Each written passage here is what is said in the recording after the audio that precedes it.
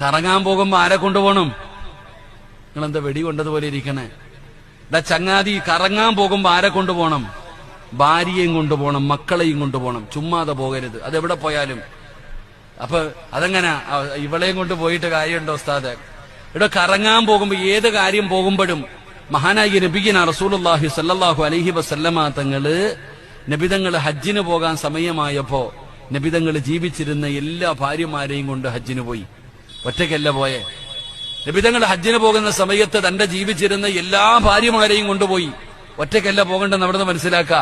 ഹജ്ജിന് പോകുമ്പോഴാണെങ്കിലും ഉംറയ്ക്ക് പോകുമ്പോഴാണെങ്കിലും ഏത് കാര്യത്തിനാണെങ്കിലും പോകുമ്പോ കുടുംബസമേതമാ പോകേണ്ടത്. അള്ളാഹു ഇന്ന് വിളിക്കുന്നത് സ്വർഗത്തിലേക്ക് വാ, കുടുംബസമേതം വാ.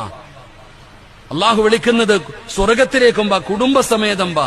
അതുകൊണ്ട് എന്റെ പ്രിയപ്പെട്ടവരെ, നമ്മൾ കുടുംബത്തിലെ ഭാര്യയെ കൊണ്ടുപോകില്ല. ഭാര്യയെ കൊണ്ടുപോയാൽ പറ്റത്തില്ലല്ലോ, കറങ്ങാൻ പറ്റത്തില്ലല്ലോ, അടിച്ചു വിളിക്കാൻ പറ്റത്തില്ലല്ലോ. അപ്പൊ പിന്നെ കൂട്ടുകാരൻ അവനാകുമ്പോ എന്തിനും കൂട്ടാം. അള്ളാഹു നമ്മളെ കാത്തിരക്ഷിക്കുമാറാകട്ടെ. ആമീൻ പറ. അള്ളാഹു കാത്തിരക്ഷിക്കുമാറാകട്ടെ.